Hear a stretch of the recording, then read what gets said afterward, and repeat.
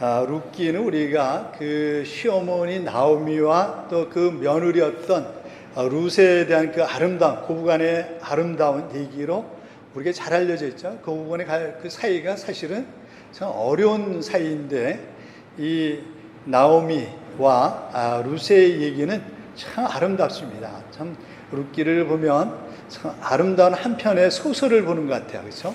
예. 우리에게 너무나도 잘 알려져 있는 얘기이기 때문에 굳이 제가 뭐 어떤 내용이다라고 얘기를 안 해도 여러분들이 이미 잘 알고 있을 것입니다. 그러나 우리가 시대적인 배경을 보면 1절은 그렇게 시작하고 있죠. 1절에 보시면 사사들이 치리하던 때에 그 땅에 흉년이 드니라. 유다 베들레헴의 한 사람이 그의 아내와 두 아들을 데리고 모압 지방에 가서 거류하였는데 라고 시작하고 있습니다. 여기 보시면 오늘 본문 1절에 보시면 어느 때라고 되어 있습니까? 사사들이 다스리던 때, 그때가 어느 때예요? 성경적으로 보면 사사 시대죠. 사사가 다스렸던 시대. 그래서 이 룻기의 그 시대적인 배경은 사사 시대라고 얘기할 수가 있습니다. 사사 시대라고 얘기할 수가 있어요. 그리고 거기에 보시면 또 뭐가 나오냐면 장소는 어디로 되어 있습니까? 유다 베들레헴으로 되어 있습니다. 그래서 이 룻기가 시작하는 장소적인 배경은 어디를 배경으로 하고 있냐면 유다 베들레헴으로 되어 있습니다. 오늘 본문에 보시면 1절은 그렇게 시작하고 있습니다. 사사들이 치리하던 때 그 땅에 흉년이 드니라 라고 되어 있어요. 그 땅에 뭐가 들었다는 겁니까? 지금 흉년이 들었다라고 말씀하고 있어요. 어디에 흉년이 들었다고? 그 땅에라고 되어 있습니다. 근데 그 땅이 어디라고 말씀을 드렸어요? 유다 베들레헴입니다. 여러분, 유다 베들레헴이 어떤 곳이에요? 유다 베들레헴은 하나님의 약속의 땅입니다. 그렇죠? 하나님께서 약속하셨던 그 가나안에서도 가장 중요한 곳을 들라고 한다면 베들레헴을 들 수가 있거든요. 그러니까 이 베들레헴은 어떤 곳이냐면 하나님의 약속의 땅, 언약의 땅이라고 얘기할 수가 있어요. 근데 거기에 뭐가 들었다고요? 흉년이 들었다라고 얘기를 하고 있습니다. 무슨 얘기를 하고 있는 거야? 하나님의 약속의 땅에 흉년이 들었다는 것입니다. 근데 거기에 누가 살고 있었어요? 엘리멜렉이라는 사람이 거기에 살고 있었습니다. 이 사람은 원래 믿음이 있었던 사람이에요. 왜냐하면 엘리멜렉이라는 단어의 의미가 뭐냐면, 그 이름의 의미가 뭐냐면 엘리는 나의 하나님이라는 의미예요. 엘리. 여러분 엘리 기억나세요? 엘리 어디서 들어보셨어요? 엘리 나마 사막다니. 그렇죠? 무슨 뜻이에요? 나의 하나님 왜 나를 버리셨나이까? 엘리라는 의미는 뭐냐면 나의 하나님이라는 뜻입니다. 멜렉은 무슨 뜻이냐면 왕이라는 의미예요. 그러니까는 엘리멜렉이라는 이 사람의 이름은 무슨 뜻이에요? 나의 하나님이 누구라는 거예요? 왕이십니다라는 거예요. 이걸 보면 이 사람의 믿음이 없는 사람이 아니라 믿음의 사람이라는 사실을 알 수가 있습니다. 무슨 얘기를 하고 있냐면 오늘 1절은 뭘 얘기를 하고 있냐면 이 하나님의 언약의 약속의 땅에 흉년이 들었을 뿐만 아니라 거기에 누가 살고 있었다고요? 믿음의 사람이 살고 있는 가정에 이 흉년이 들어왔다, 고난이 닥쳐왔다는 것입니다. 어려움이 닥쳐왔다는 거예요. 근데 그 흉년이 상당히 심각하게 보이는 이유는 뭐냐면 이 베들레헴이라는 뜻이 무슨 뜻이냐면 베들레헴이 무슨 뜻이에요? 떡집이라는 뜻입니다. 떡집이라는 뜻이에요. 그래서 그 이름처럼 그 풍성한 베들레헴이라는 것은 뭐냐면 이름처럼 그 지역은 어떤 곳이었었냐면 상당히 비옥한 땅이었었고 비가 많이 오는, 비가 부족함이 없는 땅이었댔어요. 그런데 거기에 뭐가 오게 되냐면 흉년이 들게 됩니다. 그러니까는 여기에 왔던 이 흉년이라는 것은 그냥 웬만한 가뭄이 아니라 상당히 심각한 가뭄이라는 것을 알 수가 있어요. 왜냐하면 그 비옥한 땅에 물이 없는 풍족한 땅이었었는데 그 땅에 흉년이 들었다라고 얘기할 정도가 되면 이것은 상당히 심각했다는 것을 알 수가 있죠. 근데 중요한 것은 뭐냐면 그 하나님의 약속의 땅인 베들레헴에, 부족함이 없었던 그 베들레헴에 살고 있었던 믿음의 가정이었었던 엘리멜렉 가정 가운데 뭐가 찾아왔어요? 인생의 위기가 찾아오게 됩니다. 어려움이 찾아오게 돼요. 흉년이라는 이름을 가지고 그 가정 가운데 어려움이 찾아오게 됩니다. 근데 왜 이 하나님의 약속의 땅에 믿음의 가정 가운데 흉년이 찾아왔느냐 하는 것입니다. 그 흉년이 찾아온 것에 대해서 성서학자들은 두 가지 해석을 합니다. 하나는 뭐냐면 단지 자연적인 현상 중에 하나라는 것이죠. 그냥 일반적으로 그러지 않습니까? 때때로 살다 보면 한국에 지금 홍수가 나서 난리지 않습니까? 지금 중국도 지금 홍수가 나서 난리인 것처럼 자연적인 현상 중에 하나라는 것이죠. 그렇습니다. 그럴 수가 있죠. 자연적인 현상 중에 미국 같은 경우도 허리케인이 자주 일어나지 않습니까? 그렇게 해석하는 사람이 있는가 하면 아니다, 이것은 하나님의 징계라고 해석하는 신학 성서학자들이 있습니다. 그들이 주장하는 이유는 그거예요. 왜 하나님이 이것을 징계라고 주장하는가? 그것은 뭐냐면 1절에 이 시대가 어느 시대라고 얘기를 하고 있어요? 사사시대입니다. 사사시대. 이것이 아주 중요한 맥락이에요. 많은 성서학자들은 가뭄이 그냥 온 것이 아니라 하나님께서 이스라엘 백성을 징계하시기 위해서 주신 흉년이라는 것입니다. 여러분, 사사시대 그러면 뭐가 생각이 나세요? 사사시대. 사사시대. 여러분, 사사기 공부 읽어보셨죠? 네. 사사기. 재밌습니다. 사사기 읽어보면 참 재밌어요. 네. 사사기 시대를 한마디로 요약하면 어떤 시대였었냐면 사사기 21장 25절이 아주 그 사사시대를 한마디로 잘 설명하고 있어요. 그 사사기 21장 25절에 보면 그렇게 얘기를 하고 있습니다. 뭐라고 얘기를 하냐면 그때 이스라엘에 왕이 없으므로 사람이 각기 자기의 소견에 옳은 대로 행하였더라 라고 되어 있어요. 한마디로 얘기하면 사사시대를 한마디로 요약하라고 한다면 어떻게 요약할 수가 있어요? 그 당시에 이스라엘 사람들은 어떻게 살았다고요? 자기 하고 싶은 대로 살았다는 거예요. 자기가 하고 싶은 대로, 자기 소견에 옳은 대로, 자기 생각대로 살았다는 겁니다. 근데 그 이유가 뭐라고 되어 있어요? 그 이유가 뭐라고 되어 있습니까? 왕이 없으므로. 지도자가 없으니까 이 지도자가 얼마나 중요한지 몰라요. 여러분, 지도자가 있는 거하고 지도자가 없는 거하고는요, 완전히 달라요. 그렇기 때문에 어떤 그 공동체다든지 가장 중요한 게 지도자를 잘 세우는 거거든요. 근데 이 사사시대는 뭐냐면 지도자가 없었어요. 왕이 없었어요. 그랬었기 때문에 사람들이 어떻게 살았다고요? 자기 소견에 오른 대로, 자기 생각대로 살았어요. 한마디로 얘기를 하면 하나님과는 상관없이 살았다는 거예요.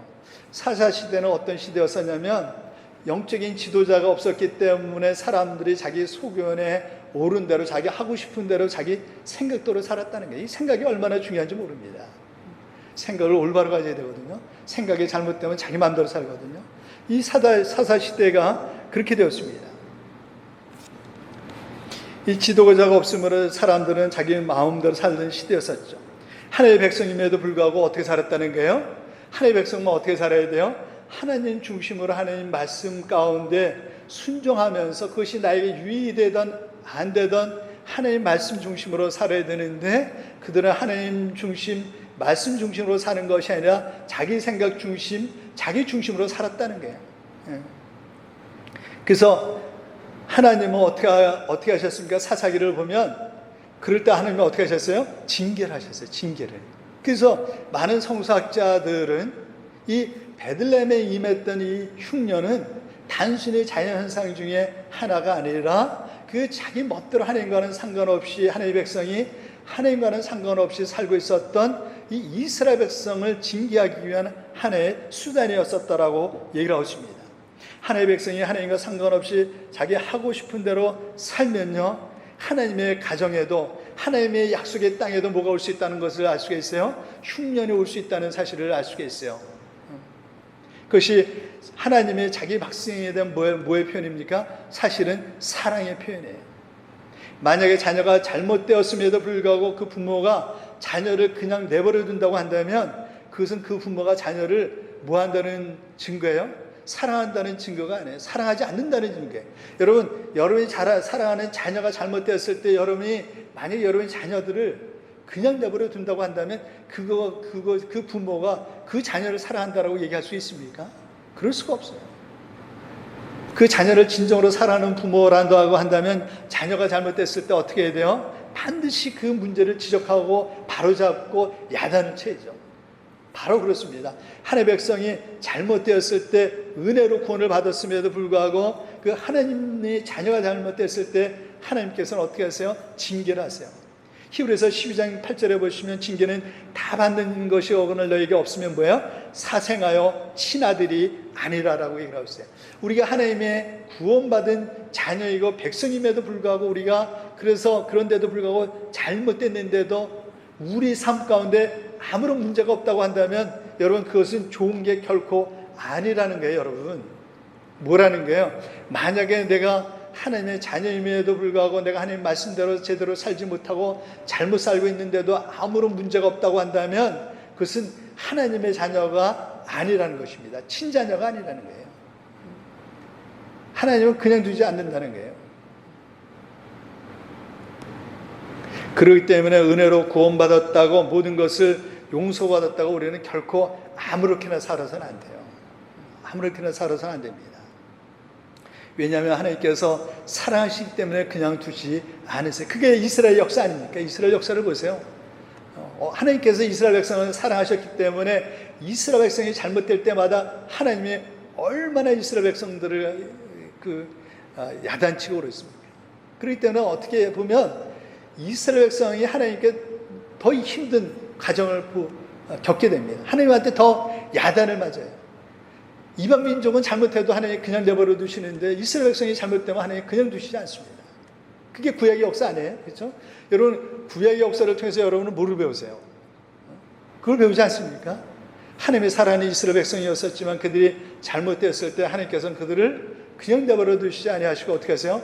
반드시 징계하신다는 거예요. 다윗이 잘못했을 때 어떻게 하셨어요? 하나님이 그를 사랑하시는 자임에도 불구하고 이는 내 마음에 합한 자라고 말씀하셨음에도 불구하고 그가 밧세바의 그 우리의 장군 밧세바와 잘못된 일을 벌였을 때 하나님께서 용납하지 않으세요. 나단 선지자를 통해서 험하게 징계하십니다. 왜요? 사랑하시는 자이기 때문에. 사랑하신 자가 잘못되었을 때 하나님께서 그냥 두시지 않습니다. 그렇기 때문에 내가 잘못했을 때 하나님이 나를 징계하시면 어떻게 해야 돼요? 감사하고 빨리 돌이켜야 돼요. 빨리 돌이켜야 돼요. 근데요, 오늘 본문에 보시면 엘리멜렉의 반응이 나타나요. 그 땅에 흉년이 들었을 때 어떻게 했다라고 되어 있습니까? 1절을 보세요. 1절에 보시면 유다 베들레헴의 한 사람이 그의 아내와 두 아들을 데리고 모압 지방에 가서 거류하였다라고 되어 있어요. 그 땅에 그 자기의 가정 가운데 그 흉년이 들었을 때 어떻게 했다고요? 유다 베들레헴을 떠나서 어디로 갔다고요? 모압 지방으로 이주하였다라고 되어 있어요. 지도를 보시면 거기 그 경로가 나와 있습니다. 좀 보이시나요? 그 베들레헴은 그 바다 가운데 바다가 사해입니다. 사해, 염해 사해거든요. 그걸 해가지고 서쪽에 베들레헴이 있거든요. 서쪽이죠. 네, 서쪽이고 동쪽에 모압이 있습니다. 모압. 그 위에는 암몬이 있고. 그래서 여러분이 이번 기회에 지도를 좀 이렇게 익숙해지시면 나중에 성경 읽으실 때 도움이 되실 수가 있어요. 그래서 염해를 기준으로 해서 그 서쪽은 뭐가 있냐면 유대 지방이 있습니다. 유다. 이스라엘 이제 유다죠. 유다. 남쪽, 북쪽은 사마리아 지방이고요. 남쪽은 유다 지방입니다. 네. 그런데 염해를 넘어가면 위에는 뭐가 있냐면 요단강이거든요. 요단강. 그래서 그 보통 이제 그 동쪽으로 가려고 그러면 요단강을 건너갑니다. 염해는 건너갈 수가 없기 때문에 요단강을 건너서 서쪽으로 가거든요. 그러면 제일 먼저 만나는 지역이 뭐냐면 암몬 지역을 만나게 되고요. 그 밑에 모압이 있습니다. 모압. 그리고 그 밑에는 뭐가 있냐면 에돔이 있어요. 그래서 암몬, 모압, 에돔으로 되어 있습니다. 어디로 갔다고요? 모압으로 가게 돼요. 모압. 근데 이 모압은 어떤 지역이냐면 암몬과 모압은 어떤 지역이냐면 여러분 롯을 아시죠? 롯이 아니라 롯이 누구예요? 아브라함의 조카입니다. 조카. 그래서 그 아브라함이 그 어디에 살고 있었어요? 소돔과 고모라에 살고 있었다가 뭐를 만나게 돼요? 하나님의 재앙을 만나게 되지 않습니까? 그래가지고 소알로 도피하게 돼요. 근데 소알로 도피해가지고 어떤 일이 일어나게 되냐면, 도피해서 살다 보니까 이 딸들, 두 딸이 있었어요. 두 딸이 있었는데 배우자를 없는 거예요. 그러니까 후손을 낳아야 되는데 후손을 낳지 못하니까 어떻게 되냐면 이 근친상간이 일어나게 됩니다. 이 두 딸이요, 어느 날 둘이 짭니다. 어떻게 짰냐면 아버지를 술 먹여가지고 의식이 없게 하고 난 다음에 밤에 몰래 아버지와 근친상간이 일어나게 돼요. 그래서 낳은 첫 번째 딸에서 난 아들, 그 아들의 이름이 뭐냐면 모압이에요, 모압. 그래서 이 모압은 어떤 지역이냐면 그 롯에 의해서, 첫째 딸에 의해서 근친상간으로 낳은 자녀가, 아들이 어디로 가서 부족을 일으키게 되냐면 모압 지방에 가서 부족을 일으켜서 세운 지역이 어디냐? 모압 지역입니다. 모압 지역. 그러니까 이 모압 지역에서 문제는 뭐냐면 여호와 신앙을 버리고 우상 숭배하고 있다는 게 문제가 돼요. 그리고 그 후에 있었던 암몬은 어떤 지역이었냐면 둘째 딸이 그 다음에 이제 아버지와 또 근친상간을 해서 낳은 아들의 이름이 뭐냐면 암몬이에요. 암몬. 그러니까 이 모압도 그렇고 암몬도 그렇고 이게 사실은 근친상간해 가지고 낳은 자녀들이 세운 나라인데, 문제는 뭐냐면 이 두 나라가 지역이 부족이 다 여호와 신앙을 버리고 우상 숭배에 빠진 부족이 돼 버렸어요. 지역이 돼 버렸어요. 그들이 섬기고 있었던 그 우상 숭배 우상이 뭐였었냐면 그모스라는 그 우상을 숨기고 있었어요. 그모스.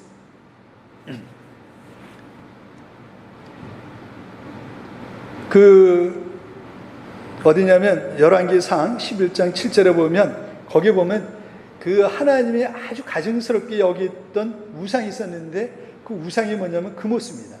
열왕기상 11장 7절에 보시면 모압에 가증한 그모스를 위하여 예루살렘 앞 산에 신당을 지었고, 하나님이 이 그모스 신의 그 우상을 상당히 증오했어요. 왜냐하면 이 그모스 신은요, 우상은 어떤 우상이냐면 그 인신 숭배, 그러니까 뭐냐면 그 사람들을 인신 공양하는 그 우상입니다. 그 사람을 그 제물로 바치는 우상이에요.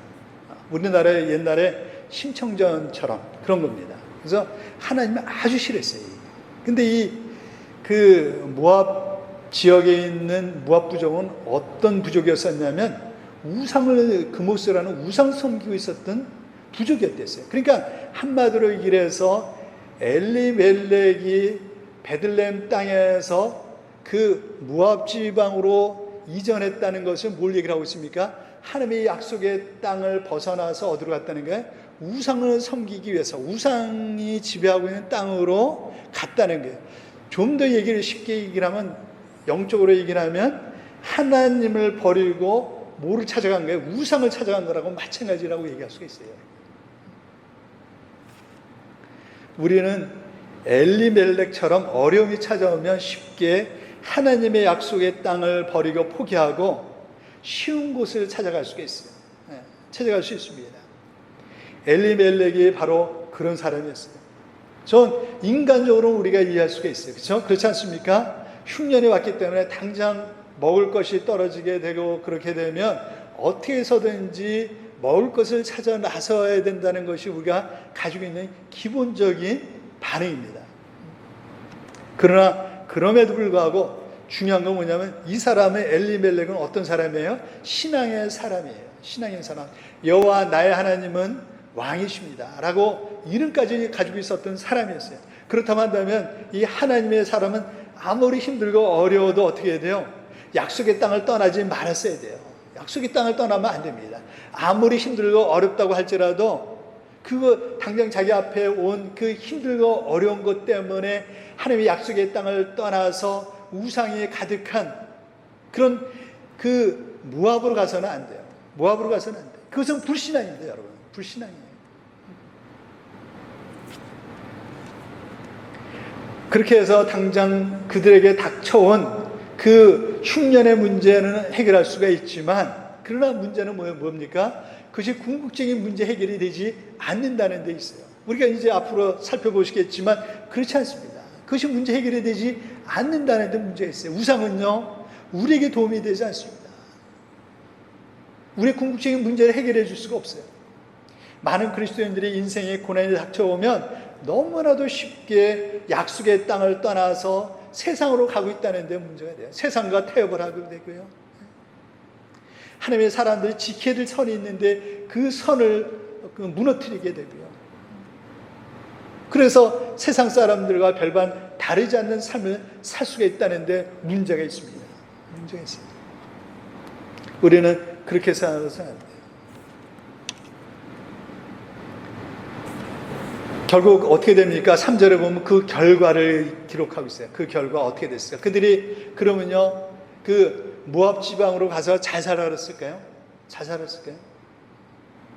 잘 살았으면 좋았을 텐데 그러지 못했다는 데 문제가 있어요. 3절은 그들의 결론을, 그들의 모압으로 갔을 때 그들이 어떻게 되었는지를 성경은요 이렇게 기록하고 있어요. 3절에 보시면 나오미의 남편 엘리멜렉이 죽고 라고 되어 있어요.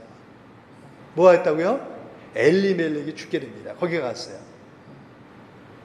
그리고요 5절에 가면 남편만 죽은 것이 아니라 누구도 죽게 되냐면 두 아들 말론과 기론도 죽게 됩니다. 그러니까 그 가정의 든든한 기둥이라고 할 수 있는 남자들은 다 죽게 된 거예요. 그래서 누구만 남습니까? 별로 힘이 없는 여인네만 남게 돼요. 시어머니 나오미와 두 며느리. 살려고 그 흉년을 피해서 살려고 도피했었던 그 모압에서 그들을 기다리고 있었던 것은 회복이 아니라 뭐라고요? 오히려 더 비참한 삶 가운데 그 가정의 비극으로 그들을 몰아가고 있는 것을 볼 수가 있습니다. 그래서 어떻게 됩니까?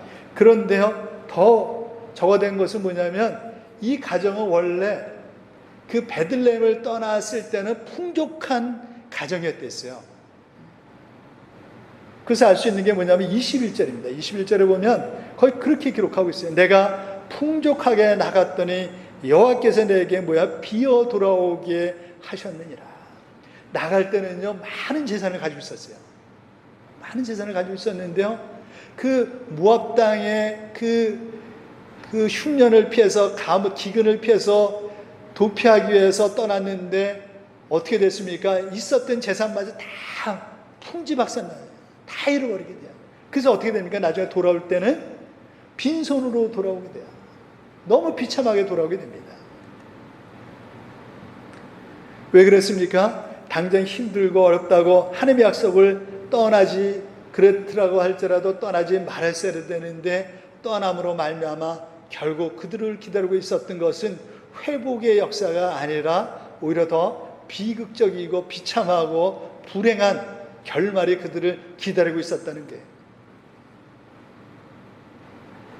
여기 보시면 21절에 보시면 나오미가 그렇게 고백하고 있어요. 여호와께서 나를 징벌하셨습니다. 맞습니다. 하나님께서 그냥 두시지 않으세요. 하나님께서 그냥 두시지 않습니다. 잘못했을 때. 이들이 왜 이렇게 됐습니까? 엘리멜렉은 하나님을 원망했을지 몰라요. 하나님께서 우리에게 흉년을 주시지 않았으면 제가 거기서 잘 살 수 있었을 텐데 하나님께서 흉년을 허락하셨기 때문에 내리셨기 때문에 우리가 이렇게 되었습니다라고 하나님을 원망할지 몰라요. 그러나 여기의 문제는요 흉년이 아니에요. 이들에게서 근본적인 문제는 무엇이었습니까? 흉년이 들었을 때 뭐 한 것이 문제예요? 베들레헴을 떠나서 모압으로 간 게 문제죠. 네, 문제죠. 이들의 불행의 원인은 흉년에 있지 않았습니다. 많은 사람들은 어려움이 닥쳐오게 되면 환경을 탓하는 경우가 많이 있어요. 왜 이런 환경을 우리에게 허락하셔서 우리로 하여금 이렇게 힘들게 하실까? 그러나 여러분, 외부적인 것이 문제가 아니에요. 중요한 것은 그럴 때 내가 그 문제를 어떻게 대처하느냐가 더 중요한 거예요. 만약에 이 엘리멜렉이 좀 더 인다고 참았더라면 어떻게 되었을까? 힘들고 어려웠다라고 했을지라도 그 약속의 땅을 떠나지 않았다고 한다면, 그래서 모압으로 가지 않았다고 한다면 어떻게 됐을까요? 그때요 그 땅에 흉년이 들었을 때 떠나지 않았던 사람이 있었어요. 그게 누군지 아세요? 보아스였습니다. 보아스. 보아스는요, 똑같은 흉년이 들었을 때 엘리멜렉은 그 베들레헴을 떠나서 모압으로 갔었지만 그 흉년이 들었을 때, 어려움이 왔을 때, 고난이 왔을 때 보아스 가정은요 떠나지 않고 그 약속의 땅을 지켰어요. 근데 이 두 가정의 운명은요 아주 극명하게 바뀌게 됩니다. 보아스는요 믿음의 땅을 믿음으로 그 하나님의 약속의 땅을 땅을 떠나지 않게 됐을 때 어떤 일이 일어나게 되냐면 하나님께서 그들을 지켜주시게 되고요. 그러므로 인해서 그 땅 가운데 아주 유력과 가문이 되게 돼요. 그래서 어떻게 됩니까? 나중에 이 엘리멜렉 가정을 도와주는 그 보호자 가정이 됩니다. 그렇지 않습니까? 그렇죠? 나중에 보면 이 나오미가 돌아왔을 때 그 가정을 누가 보살피게 되냐면 보아스가 보살피게 돼요. 보아스가요. 여러분 잘 보셔야 돼요. 우리 인생에 어려움이 닥쳐오게 되면 많은 사람들은 그 약속의 땅을 떠나서 쉬운 길로 가려고 그래요. 그런 유혹을 받게 됩니다. 그리고 실제적으로 보면 그런 사람들이 많이 있어요. 그러나 그럼에도 불구하고 하나님의 사람들은 아무리 인생이 힘들고 어려운 일들이 올지라도 결코 하나님의 약속의 땅을 떠나서는 안 돼요. 세상으로 들어가서는 안 됩니다. 하나님께서 약속이 힘들고 어려워도 지키면요, 그 약속의 땅을 붙잡고 있으면요, 하나님께서 그들을 보호해 주세요. 하나님께서 보아스를 그렇게 해주셨어요. 힘들고 어려웠었지만 하나님께서 약속하셨던 그 약속의 땅을 떠날 수 없어서 지켰을 때 하나님께서는 그 가정을 지켜주심으로 말미암아 12년의 세월이 되었을 때 두 가정이 회유하게 되는데요. 하나님의 약속의 땅을 떠났던 엘리멜렉 가정은 완전히 풍지박산이 돼가지고 비참하고 불행한 모습으로 돌아오게 되지만 그 땅을 지켰던 보아스의 가정은요, 그 땅에 아주 유력한 영향력이 있는 가정으로 세워지게 됩니다. 그것이 바로 우리가 우리 인생 가운데 힘들고 어려운 일들이 일어날지라도 결코 하나님의 약속의 땅을 떠나서는 안 되는 중요한 이유라고 얘기할 수가 있습니다. 우리 인생에 문제가 닥칠 때, 그렇기 때문에 여러분 세 가지를 꼭 기억하세요. 첫 번째는 뭡니까? 문제로부터 결코 도피하지 말아야 된다는 사실이에요. 당면의 문제 해결에서 실패하는, 많은 사람들이 실패하는 이유 중에 하나는 그 문제를 정면으로 맞서서 해결하려고 하지 않고 그 문제로부터 도피하려고 하는데 문제가 있어요. 많은 경우에 세상적인 지혜나 관점에서 보면 흉년이 왔을 때 그 빈곤한 땅을 떠나 비교적 풍요로운 땅으로 이주하는 행동이 지혜롭게 보이지만 그렇지 않다는 거예요.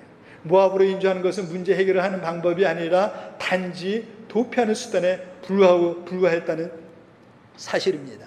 모압이 진정한 피난처가 아니라는 사실은 약속의 땅을 벗어났다는 데 문제가 있어요. 거기에다가 문제가 뭡니까? 하나님께서 가증히 여기시는 우상 숭배의 땅이 있기 때문에 그래요. 여러분 잘 살피셔야 돼요.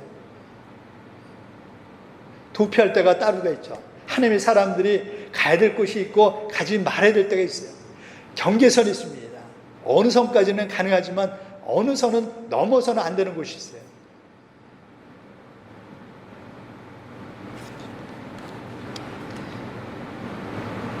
단지 당장의 문제 때문에 도피하게 되면 반드시 이 엘리멜렉의 가정처럼 되게 되어 있습니다.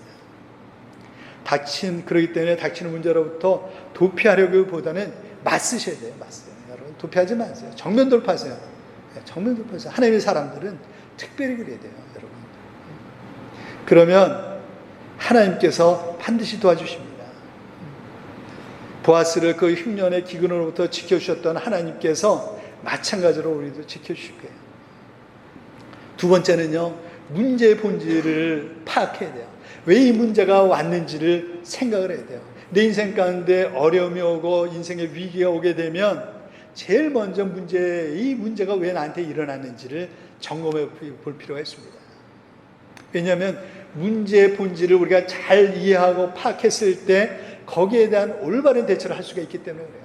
이 문제 파악을 제대로 하지 못하면 엘리멜렉처럼 그럴 수가 있어요. 그냥 자연적인 흉내, 하나님께서 그들이 잘못되었기 때문에 하나님께서 징계하시기 위해서 주셨던 그 징계인데 그것을 모르고 그냥 우연히 온 것처럼 자연적인 현상의 하나처럼 생각하기 때문에 그것에서 자기의 문제를 보지 못하고 그래서 자기 안에 있는 문제를 하나님 앞에 내려놓고 회개하기보다는 어떻게 했습니까?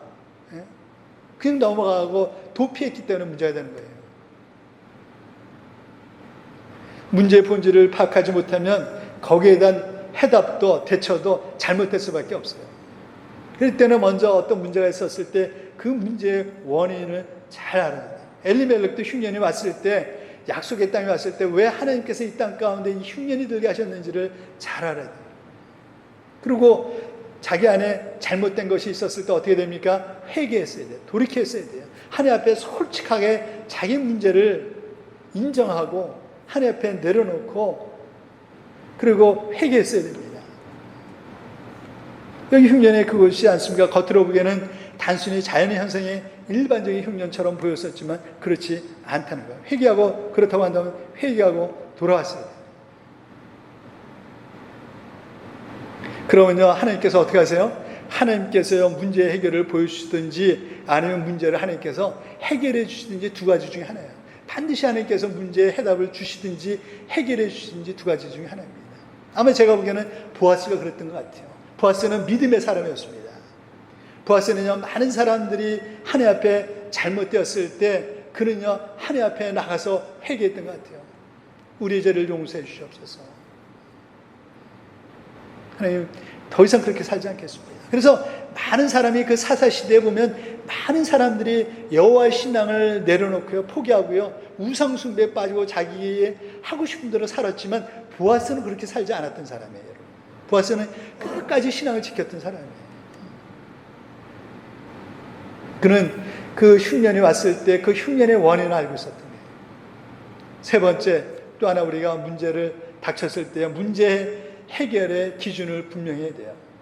엘리멜렉의 문제가 뭡니까? 당장의 어려움 때문에 그는 그것을 가지고 하나님 앞에 나가서 하나님 말씀에 비추어서 행동했어야 되는데 어떻게 해요? 약속의 땅은 떠나지 말았어야 되는데 약속의 땅을 떠난 거예요. 이 사람은요 삶의 기준이 없었던 사람이에요. 이름은 정말로 멋있어요. 뭐라고요? 나의 하나님은 왕이십니다. 이름은 너무나 멋있어요. 그러면 그렇게 살았어야 되죠. 하나님을 왕으로 삼고 하나님이 원하신 것이 무엇인지를 그것이 삶의 기준이 되어야 되죠. 이름은 멋있게 나의 하나님은 왕이십니다라고 해놓고 실제적으로 어떤 문제가 있었을 때 행동하는 것은 자기중심적이에요. 기준이 없어요. 하나님 사람들은 그러면 안 돼요. 하나님의 사람은요 분명한 기준이 있어야 돼요. 누가 기준이세요? 하나님이 기준이 되셔야 되고 말씀이 기준이 되야 되고요. 이럴 때 하나님은 나에게 어떤 것을 원하실까? 하나님이 이럴 때 나한테 뭘 원하실까? 그것이 기준이 되죠. 이럴 때는 내가 어떻게 하는 것이 나에게 유익이 될까? 그것이 기준이 돼서는 안 돼요.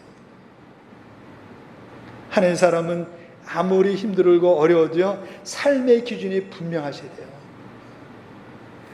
나의 하나님은 왕이십니다. 그런 것처럼 하나님이 나의 주권자가 되고 나의 왕이 되시고 말씀이 나의 기준이 되어야 되죠. 혹시 여러분에게 어떤 어려움이 있으십니까? 어렵다라고 하나님의 땅을 여러분 떠나지 마세요. 세상으로 가지 마세요. 문제의 해결책을 가지고 있는 하나님께 매달리세요. 하나님께 매달리세요. 하나님께서 반드시 해결책을 보여주시는지 그 문제를 해결해 주신 둘 중에 하나로 그것을 극복할 수 있도록 하십니다. 고린도전서 10장 13절에 있는 것처럼 사람이 감당할 시험밖에 너에게 다할 것이 없느니 오직 하나님 뭐예요? 미쁘사 너희가 감당치 못할 시험당함을 허락지 아니하시고 시험당할 즈음에 또한 피할 길을 내사 너희로 능히 감당하게 하십니다. 아멘. 기도하시겠습니다.